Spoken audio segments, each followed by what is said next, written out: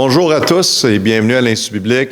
On continue nos études. On finit aujourd'hui. C'est la dernière leçon pour les 16 semaines, le semestre qu'on peut dire. On va rentrer dans d'autres classes la semaine prochaine. Donc aujourd'hui, on va avoir une leçon. Également, vous allez avoir les examens des autres classes en même temps. Donc c'est merveilleux. On avance, ça va bien. Et gloire à Dieu pour votre implication dans l'Institut biblique.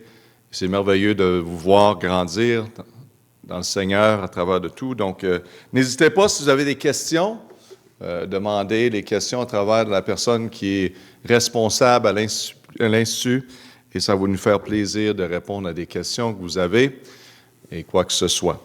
On va commencer avec une cantique, et je suis heureux, voici la bonne nouvelle. On va chanter de tout cœur. Je suis heureux, voici la bonne nouvelle. Jésus a ôté tous mes péchés. Amen. Je suis heureux, voici la bonne nouvelle. Ah? Ah, ça? Je ne le trouve pas. Ah oui. Je pense que je suis. OK. Non, c'est pas celui-là. OK, on va chanter Lis ta Bible et prie chaque jour. Êtes-vous prêts? On va chanter Lis ta Bible et prie chaque jour. Lis ta Bible, prie chaque jour, prie chaque jour, prie chaque jour. Lis ta Bible, prie chaque jour, si tu veux grandir. Si tu veux grandir, si tu veux grandir, lis ta Bible, prie chaque jour, si tu veux grandir. Amen. C'est ça, c'est simple, la parole de Dieu, lire la Bible, prier. Et bien sûr, il y a plusieurs principes dans ce livre-là qui vont transformer nos vies, qui nous enseignent et qu'on a les réponses pour tous les sujets de la vie dans la parole de Dieu. On va regarder leçon 16. Le sujet, c'est confrontation. Confrontation, un mot souvent que le monde veut éviter. Personne ne veut avoir la confrontation, bien sûr, mais ça fait partie de la vie. Si vous êtes un pasteur, si vous êtes dans le ministère, n'importe quel type de leader, il y a certains temps que vous avez besoin de confronter quelqu'un, de parler avec eux à propos d'un sujet. Et ça fait partie d'être un leader. La confrontation est très différente du conflit. Ce n'est pas un conflit, c'est simplement approcher quelqu'un, faire face à quelque chose qui est problématique, quelque chose qu'on devrait s'occuper, qui pourrait devenir un plus grand problème. Donc, c'est une confrontation. Le but de la plupart des confrontations dans le ministère est de clarifier, simplement d'éduquer, de diriger, de cibler et de corriger, le mot à l'espace à remplir, corriger et de réprimander. Nous ne pouvons jamais nous permettre de penser négativement à la confrontation. Ça fait partie du ministère. Si vous êtes en affaires, en business, ça fait partie de la gérance. Faire affaire avec des clients, faire affaire avec les employés. Dans votre foyer, la confrontation. Il faut apprendre à confronter les personnes de bonne façon. C'est une partie essentielle du ministère. L'espace à remplir, essentiel du ministère. Honnêtement, c'est une opportunité, les confrontations, comme on a dit, pour clarifier les choses, pour améliorer les choses, pour corriger certaines choses, parce que peu importe où nous sommes dans la vie, il faut toujours avancer puis améliorer, corriger. Donc c'est bien, ça nous apporte à des discussions, ça nous apporte à partager ensemble. Donc, en laissant les choses aller, et ne pas s'occuper des affaires, en pensant que tout va bien tourner et tout va s'améliorer sans être impliqué, ce n'est pas réalité. Pas du tout la réalité. Il faut que le leader soit impliqué, qu'il voie, qu'il soit sage et confronté. Ça fait partie de cela. On va prier. Père éternel, merci pour cette opportunité de parler de ce principe de confrontation. Père, on voit dans les Écritures, il y a eu plusieurs confrontations. Et quand le monde répond avec bon cœur et bonne façon, ces confrontations-là ont été très avantageuses et ont fait des choses merveilleuses à travers de ces confrontations. Père, fais un travail dans nos cœurs, nos vies, ouvre nos yeux, nos cœurs, ta vérité, on prie au nom de Jésus. Amen. La raison de la confrontation, premièrement, on a la nature du problème, lettre A. La nature du problème. Problème impliquant une violation des Écritures ou d'un principe des Écritures. Donc, il faut regarder à la nature du problème dans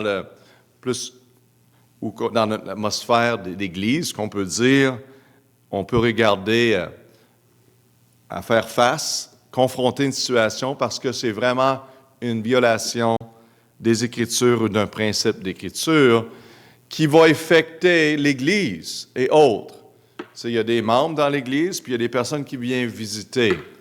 Il y a une différence, bien sûr, avec quelqu'un qui est impliqué, qui est un témoignage dans l'Église et devrait avoir des positions même de leadership dans l'Église. Bien sûr, il doit être un exemple. Donc, quand on doit confronter une situation, on le fait de bonne façon en passant. Et le but, c'est de la restauration, le but, c'est la correction, le but, c'est l'amélioration. Donc, on le fait de bonne façon et on va voir ici dans notre étude la façon qu'on approche cela. Il y a une bonne façon de le faire. Numéro 2, problèmes qui affecteront directement le ministère, comme on a mentionné. Donc, ça, c'est une raison pour confronter. Numéro 3, les problèmes qui nuisent à l'individu ou sa famille, qui ne peuvent être résolus seuls par l'enseignement de l'Église, qui veut dire qu'il faut plus s'impliquer que enseigner de la chair. Parce que quand j'enseigne ici, le but, c'est pas de prêcher directement à une personne, OK? On prêche qu'est-ce que Dieu nous met à cœur et parfois, oui, il y a des personnes qui vivent ces moments-là, mais c'est pas le but du tout. Parfois, après la réunion où quelqu'un va écrire un texte, ils vont dire « Tu parlais à moi ». J'avais aucune idée que je parlais à cette personne-là à propos de ce sujet-là. Je ne savais rien de ça. Mais le Seigneur le sait nos besoins. Donc, souvent, c'est des choses qu'on doit faire d'une façon personnelle et pas dans une ambiance ou un endroit devant l'Église quand ce n'est pas quelque chose qui doit être annoncé devant l'Église. Ça, c'est vraiment le dernier pas. Et c'est vraiment pour des choses qui devraient être annoncées devant l'Église, parce que cela a affecté l'Église. Et c'est vraiment rare, mais ça arrive, ces situations-là. Le but, c'est la restauration à travers de tout ça. Et donc, on le fait d'une façon très simple. On ne crée pas des gros problèmes avec des choses qui sont simples à régler. On ne passe pas des heures de temps de conseil à quelque chose qui prend juste quelques moments à parler et discuter. Et j'ai vu des pasteurs qui ont fait une grosse montagne de quelque chose de simple. Ça n'a pas d'allure. Moi, j'ai d'autres choses à faire dans la vie. Moi, mon but, c'est d'aider le monde et la restauration, c'est d'aider le monde personnellement à avancer. Pas humilier le monde. Donc, numéro 4, la meilleure façon de gérer les problèmes est avant qu'ils ne surviennent. On essaye de voir peut-être des choses qui sont à venir, mais le mot « avant » est important. Un bon leader est sensible à reconnaître les problèmes avant qu'ils ne surviennent. Tu essaies d'éviter, hein? Pas pour permettre le monde de continuer de vivre dans leur façon qui ne serait pas correcte. C'est pas ça que je dis. Mais on veut faire face à ces choses-là quand on les voit de bonne façon simple et n'en parler, puis essayer de les régler. Lettre A, ils les sentent avant de les voir. Donc, ils vont sentir les problèmes avant qu'ils soient vraiment visibles. Et oui, on peut voir ça dans un milieu de travail, dans un milieu de l'Église, on voit certaines choses, et on peut peut-être approcher quelqu'un et dire, garde, cette personne-là s'approche de toi, cette personne-là, je veux juste te le dire, vraiment, tu es en train de vivre des moments difficiles dans ta vie, donc ce serait mieux d'attendre. Il commence, lettre B, il commence à le chercher et à poser des questions. Donc, simplement poser des questions. Lettre C, il prépare un moyen de le réparer avant qu'elle ne soit cassée, si cela est possible. Donc, le but, c'est d'éviter des problèmes qui n'ont pas vraiment besoin de l'être, en faisant face les problèmes ou les situations le plus vite possible. Les bons dirigeants sont rarement pris par surprise parce qu'ils voient les choses arriver. Et ils ne se cachent pas. Ils disent, ça va s'occuper d'eux-mêmes, ces choses. Mais ils réalisent qu'on doit faire face à ces choses. Lettre B, le besoin des individus. Les besoins de l'individu. Puis, je vais vous dire quelque chose dans les milieux d'église que j'ai vu.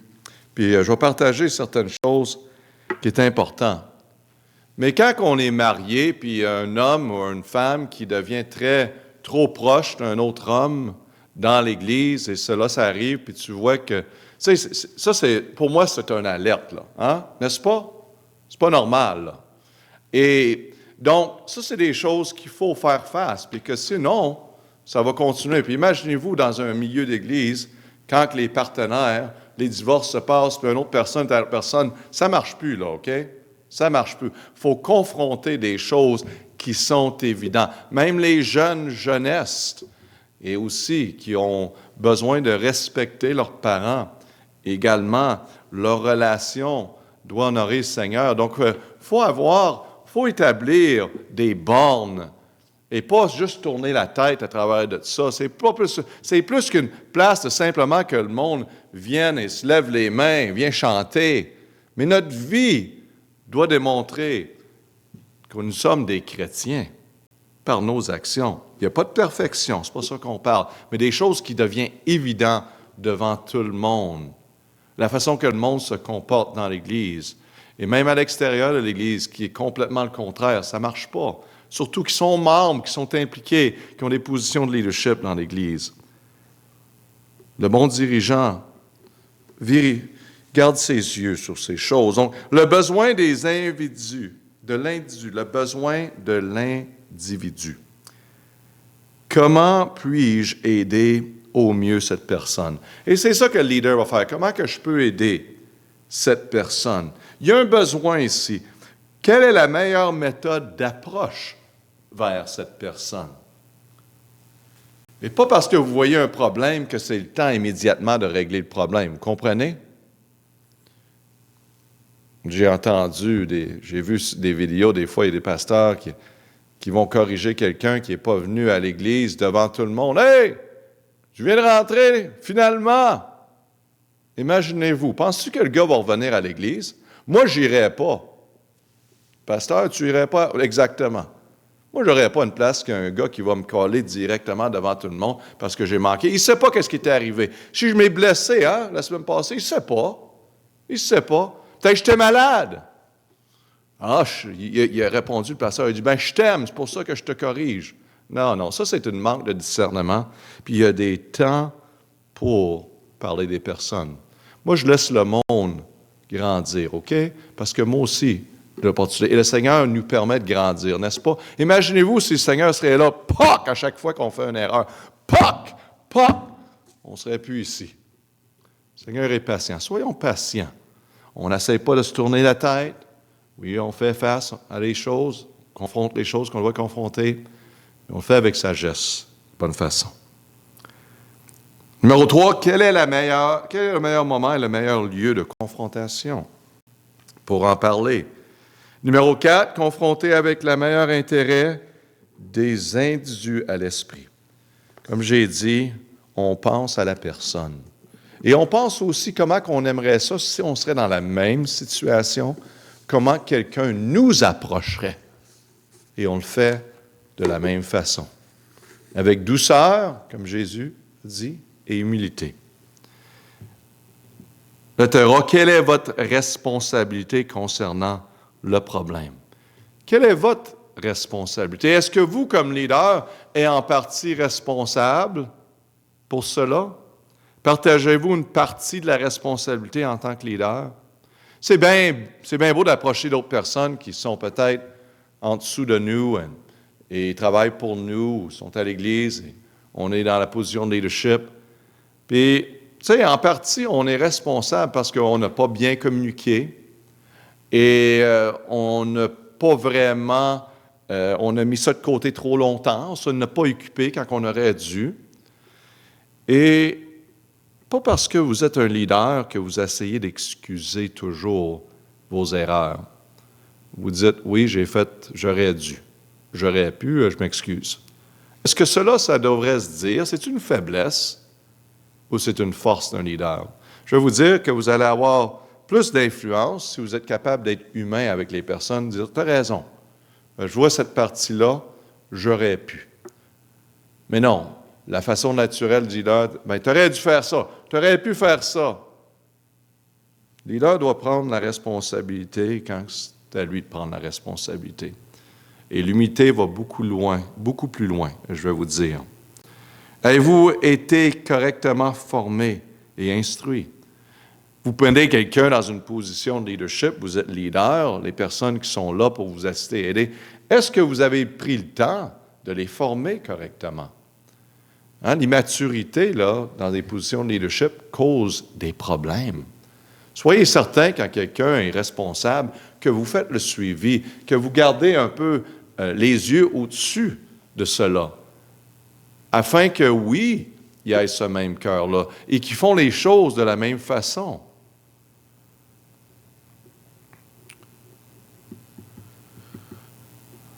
Les politiques sont nombreuses. Les principes sont peu nombreux.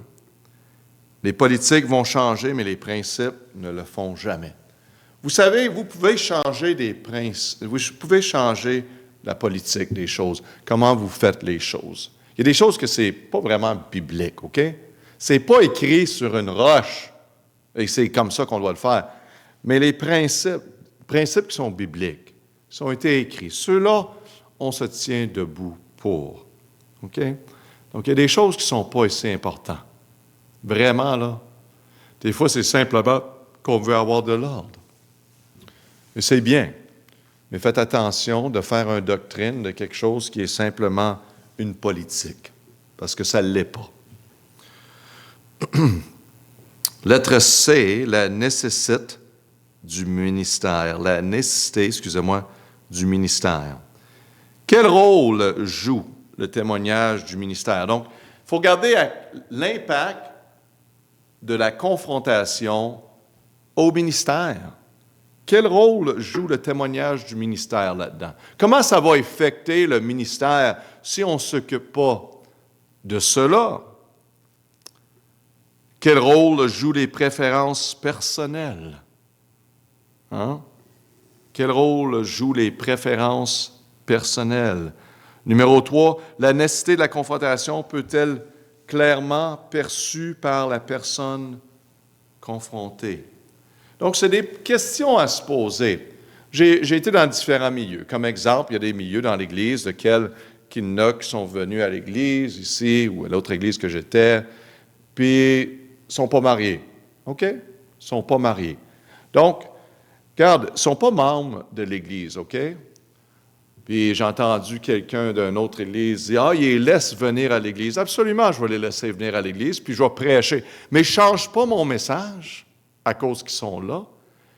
Puis ce n'est pas parce qu'ils sont là que je vais en ajouter. Non, je vais prêcher. Qu'est-ce que Dieu met dans notre cœur de prêcher? Qu'est-ce qu'on a préparé pour? Puis on les aime. Après la réunion, le monde ne voit pas ce que je fais. Ils ne voient pas le temps que j'ai conseillé avec eux au temps, puis je m'ai rendu disponible pour eux, pour leur parler. Mais il faut être patient. Ils ne causent pas de problème. Ils ne sont pas membres de l'Église. Laisse Dieu agir. Mais un certain temps, peut-être après 1 an, 2 ans, qu'il faut confronter encore plus. Mais on n'a pas besoin de faire quelque chose de public. Et donc, utiliser du discernement à travers de ces choses-là. Connaissez quelqu'un qui parle mal du leadership dans l'Église. Ah, moi, je crois différent, puis ci, puis ça. Bon, ben, si tu entends ça, approche la personne et informe-toi d'une façon personnelle. Tu regardes, frère, j'aimerais ça prendre du temps, juste savoir, écouter. C'est quoi l'histoire?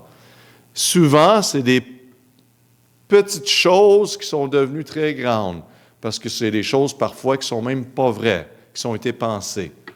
Et de prendre le temps. Mais de dire, de l'éviter, il pensera qu'est-ce qu'il veut penser, lui. Ça ne me dérange pas. Ça, ce n'est pas l'attitude qu'on devrait avoir comme leader. Confronter, mes amis, c'est une opportunité, OK? C'est une opportunité. Lettre 2 ici, la bonne façon d'affronter. La bonne façon est le mot d'affronter.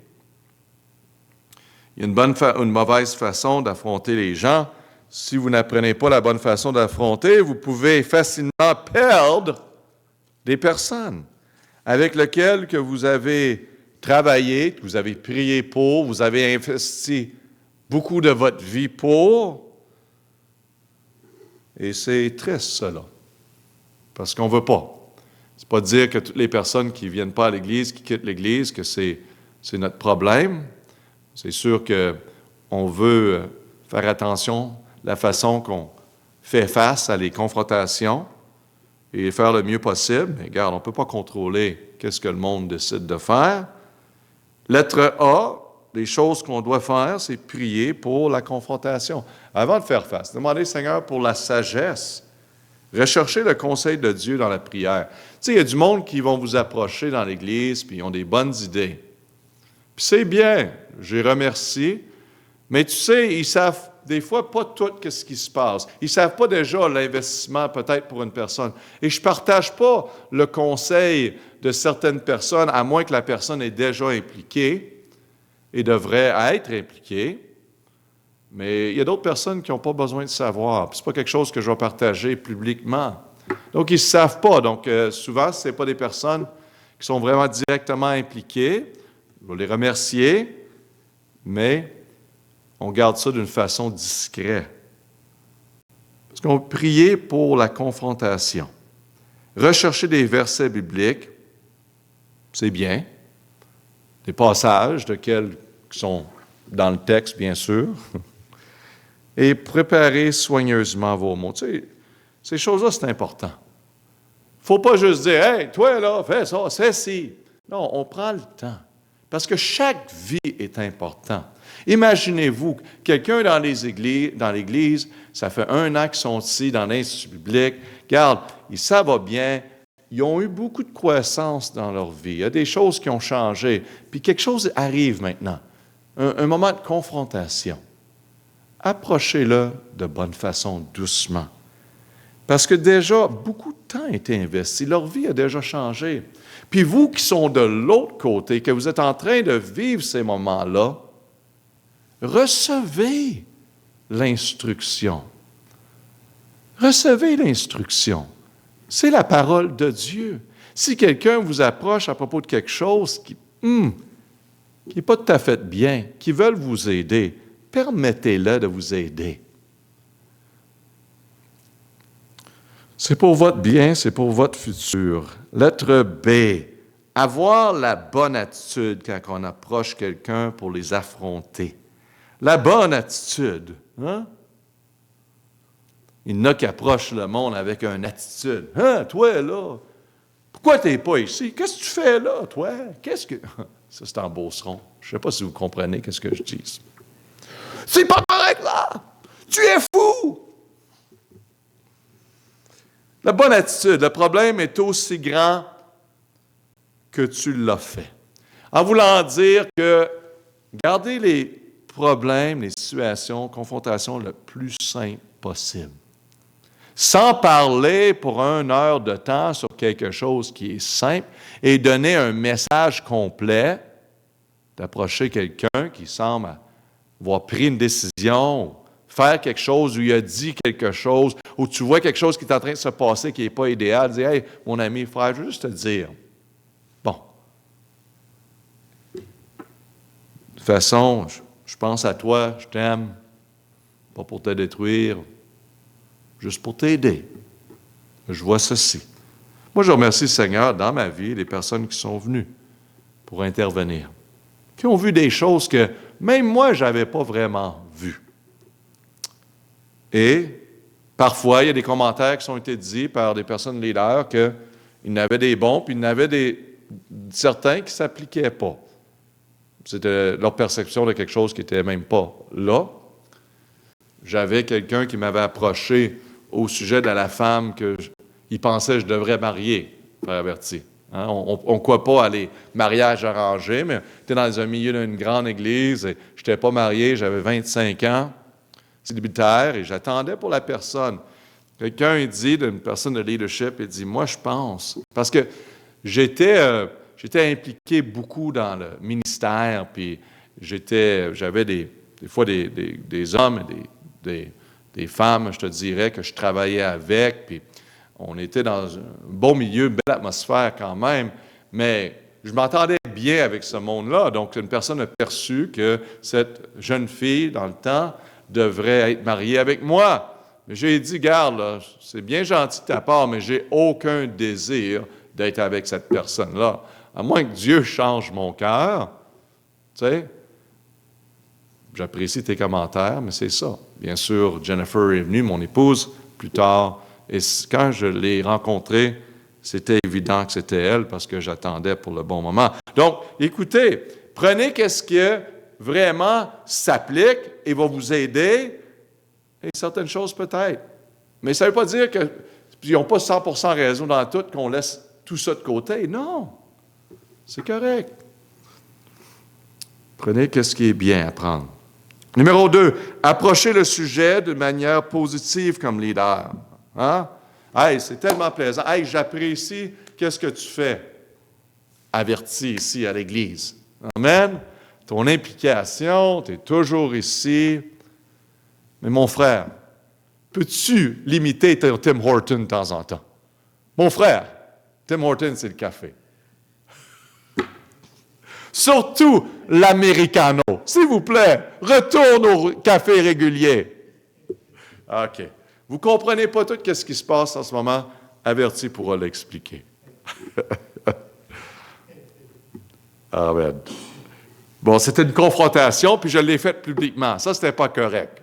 J'aurais dû pas faire ça publiquement. Là, il n'est plus capable de boire son café. Amen. All right. Numéro 3. La pensée positive ne changera pas le problème.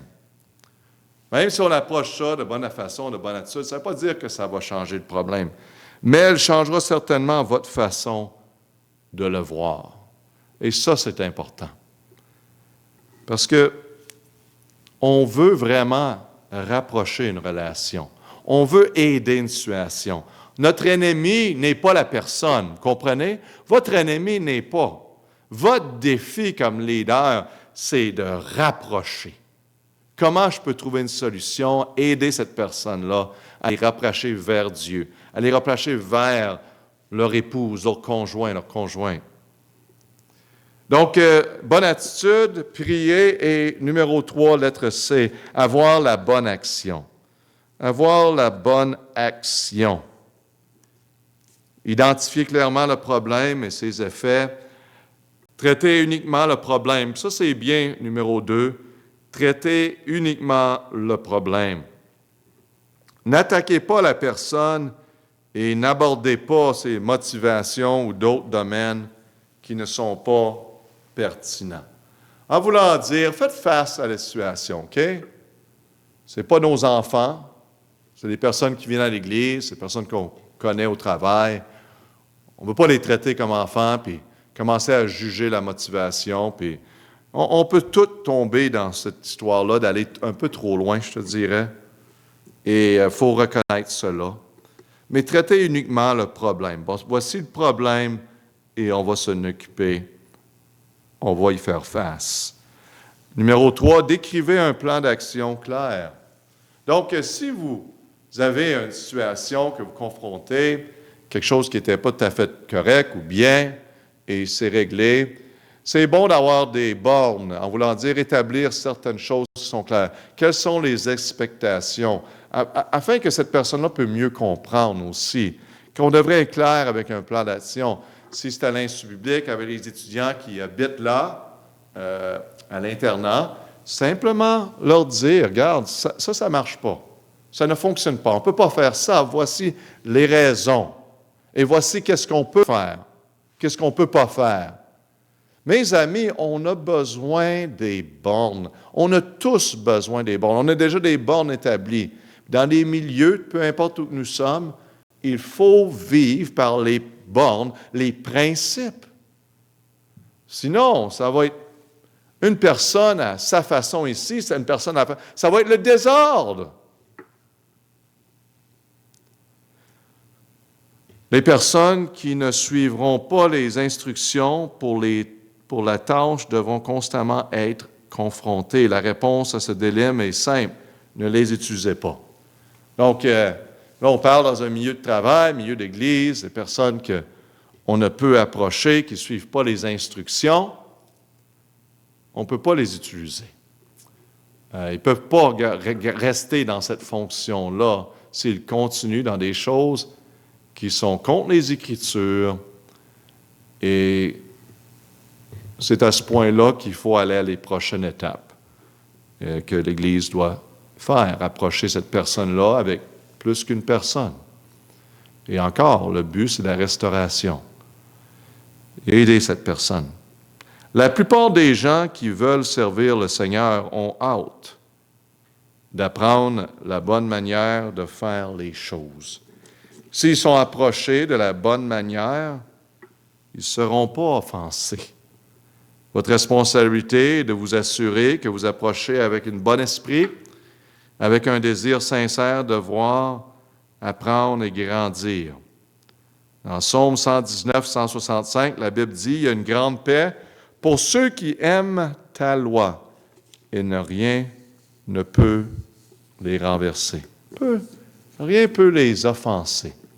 Soyez pas une personne qui est offensée facilement. Soyez capable d'en prendre. Soyez capable de prendre de la correction.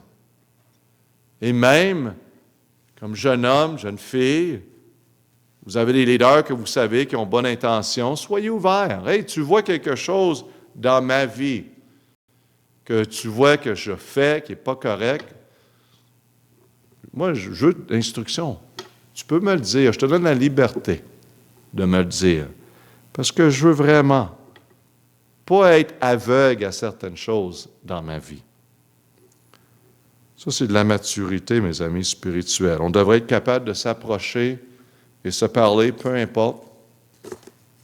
Peu importe.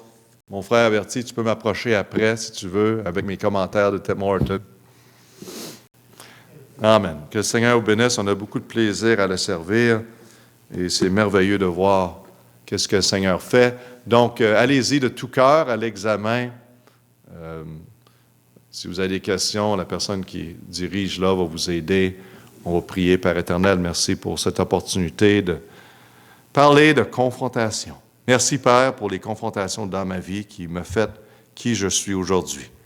Aide-nous à répondre bien à les confrontations de la vie et les personnes que tu mets autour de nous pour nous aider. Croissance. Aide-nous, Père, dans la position de leadership, de vraiment prendre à cœur, d'approcher le monde avec un bon esprit, de bonne façon. Pour ta gloire, on prie au nom de Jésus. Amen. Amen. Have a good day. Bonne journée.